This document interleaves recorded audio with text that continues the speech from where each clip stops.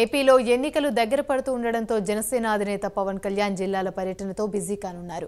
రేపటి నుంచి 4 రోజుల పాటు గోదావరి జిల్లాలో పర్యటించనున్నారు. పవన్ పర్యటనకు ప్రత్యేక హెలికాప్టర్ను సిద్ధం చేసినట్లు పార్టీ వర్గాలు తెలిపాయి. 175 నియోజకవర్గాల్లో హెలికాప్టర్ ల్యాండింగ్కు అనువైన ప్రదేశాలు గుర్తించినట్టు సమాచారం. ప్రతి జిల్లాకు 3 సార్లు వెళ్లాలని పవన్ నిర్ణయించారు. ముందుగా మొదటి పర్యటనలో జిల్లాల ముఖ్య నేతలతో సమీక్ష నిర్వహించనున్నారు. రేపటి నుంచి భీమవరం, పశ్చిమ గోదావరి జిల్లా నేతలతో పవన్ సమీక్ష చేయనున్నారు. ఈ నెల 15న అమలాపురం, 16న కాకినాడ జిల్లా నేతలతో భేటీ కానున్నారు.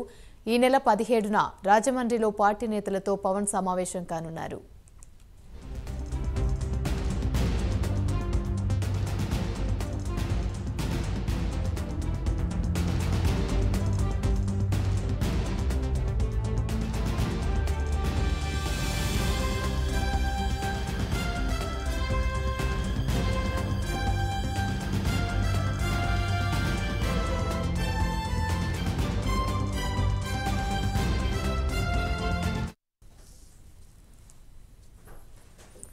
ఏపీలో ఎన్నికలు దగ్గర పడుతూ ఉండడంతో జనసేన అధినేత పవన్ కళ్యాణ్ జిల్లాల పర్యటనలో బిజీ కానున్నారు. రేపటి నుంచి 4 రోజుల పాటు గోదావరి జిల్లాలో పర్యటించనున్నారు.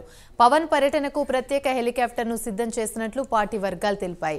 175 నియోజకవర్గాల్లో హెలికాప్టర్ ల్యాండింగ్కు అనువైన ప్రదేశాలు గుర్తించినట్టు సమాచారం. ప్రతి జిల్లాకు 3 సార్లు వెళ్లాలని పవన్ నిర్ణయించారు. ముందుగా మొదటి పర్యటనలో జిల్లాల ముఖ్య నేతలతో సమీక్ష నిర్వహించనున్నారు. రేపటి నుంచి భీమవరం, పశ్చిమ గోదావరి జిల్లా నేతలతో పవన్ సమీక్ష చేయనున్నారు. ఈ నెల 15న అమలాపురం, 16 కాకినాడ జిల్లా నేతలతో భేటీ కానున్నారు. 15న రాజమండ్రిలో పార్టీ నేతలతో పవన్ సమావేశం కానున్నారు.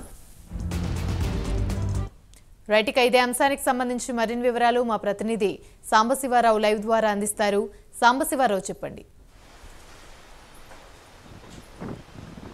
Thank you. జనసేన అధినేత పవన్ కళ్యాణ్ ఎలక్షన్ హడావిడి అయితే స్టార్ట్ చేసినట్టు తెలుస్తోంది. మొత్తం మీద జనసేన అధినేత పవన్ కళ్యాణ్ ఈ రోజు నుంచి అంటే ఇప్పటికే ఆయన ఏదైతే జనసేన పార్టీ మంగళగిరి కేంద్ర కార్యాలయం వద్ద ఒక ఎలిఫ్యాడ్ని కూడా రెడీ చేస్తున్నట్టుగా కూడా తెలుస్తోంది. దానికి సంబంధించి 175 నియోజకవర్గాల్లో కూడా పవన్ కళ్యాణ్ పర్యటించేందుకైతే మాత్రం రంగం సిద్ధం చేస్తున్నారని చెప్పాలి. ముఖ్యంగా మనం చూసినట్లయితే జనసేన అధ్యక్షుడు పవన్ కళ్యాణ్ ప్రతి నియోజకవర్గాన్ని కూడా 3 సార్లుగా టచ్ చేయాలనే ఆలోచన తోటి ఆయన ఉన్నట్టుగా తెలుస్తోంది. అంటే ముఖ్యంగా మనం చూసినట్లయితే ఫస్ట్ తప ఏదైతే ఉందో ఇప్పుడు అంటే రేపటి నుంచి భీమవరంలో స్టార్ట్ అవబోతున్నటువంటి ఈ యాత్ర ఏదైతే ఉందో రేపు ఏదైతే కార్యకర్తలకి అంటే అటు టీడీపీ మరియు జనసేన కార్యకర్తలతో పాటు ఉమ్మడి గోదావరి జిల్లాల్లో ఉన్నటువంటి భీమవరం, అమలాపురం, కాకినాడ, రాజమండ్రి 4 చోట్ల కూడా ఆయన పర్యటించి అక్కడ ఉన్నటువంటి కేడర్ అందరినీ కూడా ఎటువంటి గొడవలకి తారతమ్యాలకి పోకుండా జనసేన టీడీపీ భాగస్వామి పక్షాన్ని గెలిపించి ప్రభుత్వాన్ని ఏర్పాటు చేసే దిశగా అడుగులు వేయాలంటూ కూడా ఆయన అందరికీ కూడా సూచనలు చేయడానికి సిద్ధంగా ఉన్నారు.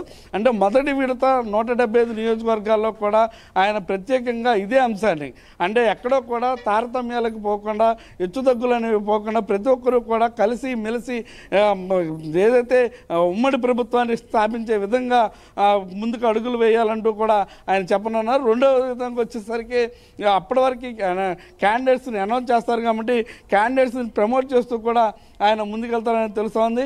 ముఖ్యంగా మనం చూసినట్లయితే రేపు భీమవరంలో స్టార్ట్ అవబోయేటటువంటి కార్యక్రమానికి ఇప్పటికే ఏదైతే ఎలిఫ్యాడ్కి సంబంధించి ఇప్పటికే ప్రోటోకాల్కి సంబంధించినటువంటి కమిటీని గత 20 రోజుల క్రితం ఏర్పాటు చేయడంతో ఆ ప్రోటోకాల్ కమిటీ ఇప్పటికే అన్ని నియోజకవర్గాల్లో కూడా తిరగడం జరుగుతోంది. ఆ ఎలిఫ్యాడ్కి సంబంధించినటువంటి ఏదైతే ఏరియాలు ఉన్నాయో ఆ ఏరియాలన్నింటినీ కూడా గుర్తించి వాటికి పర్మిషన్స్ కూడా తీసుకునే పనిలో పడ్డటువంటి పరిస్థితి.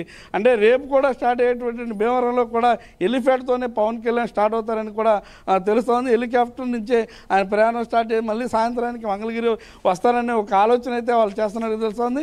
దీనిపైనే రాత్రి 12 గంటల వరకు కూడా చర్చలు జరిపినటువంటి పరిస్థితి.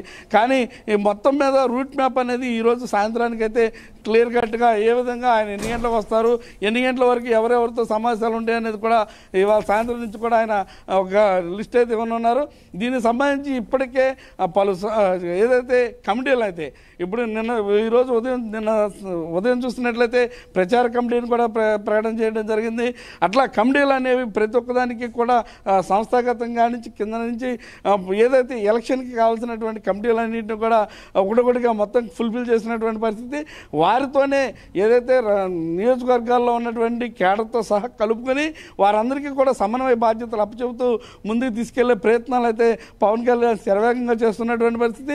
అదేవిధంగా ఏదైతే పొత్తులకు సంబంధించి కూడా అన్ని విధాలకు కూడా అంటే ఒకవేళ టీడీపీ, జనసేన, బీజేపీ మూడు కలిసి వెళ్లాల్సిన పరిస్థితి వచ్చినప్పుడు మూడింటితో కూడా ఎలా వెళ్ళాలనే అంశాలపైన కొన్ని చోట్ల సీట్ల విషయంలో తర్జన పడుతుండొచ్చు. కొంతమందికి ఆశావాహులకి టికెట్లు రాకపోయినప్పటికీ కూడా వారు ఎక్కడా కూడా నిరాశ చెందవద్దు అనే దానికి సంబంధించి కూడా చెప్తా ఉన్నారు. అంటే ఏదైతే పవన్ కళ్యాణ్ చెప్పారో 1/3 సీట్లను అంటే ఎంపీటీసీ, జడ్పీటీసీ, సర్పంచ్ మరి ఇతర ఏదైతే ఎలక్షన్లు ఉంటాయో వాటన్నింటిలో కూడా 1/3 మనం ఉంటామని చెప్పేసి ఆయన గతంలో కూడా చెప్పడం జరిగింది.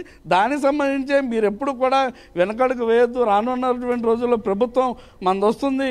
ఆ ప్రభుత్వం వచ్చిన తర్వాత వారికి సముచిత స్థానం కల్పిస్తామంటూ కూడా ఇప్పుడు కేటర్కి అయితే ఆయన దిశ నిర్దేశం చేయనున్నారు. దీనన్నిటికీ సంబంధించి కూడా ఒక ప్లాన్ అయితే ఆయన రెడీ చేసుకున్నటువంటి పరిస్థితి. ఇప్పటికే ఆయనకి ఏ నియోజకవర్గాల్లో ఎంతమంది ఎవరెవరికి సీట్లు ఇవ్వాలనేది ఆయనకు ఒక ఆలోచన ఉండడంతో ఆ నియోజకవర్గాల్లో ఏ విధంగా మాట్లాడాలనే ఆలోచన కూడా ఆయనకి పరిపూర్ణంగా కూడా ఉంది. కాబట్టి ప్రతి నియోజకవర్గాన్ని కూడా ఆయన టచ్ చేస్తారు. కాబట్టి అటు టీడీపీకి సీట్ ఇచ్చినా ఇటు జనసేన సీట్ ఇచ్చినా అది గెలిపే కావాలి, కానీ ఓటమికి సంకేతం వెళ్ళకూడదు. గెలుపు కోసమే ప్రయత్నించాలనే అంశాలను అయితే ఆయన రేవనెత్తున్నారు. Right, thank you.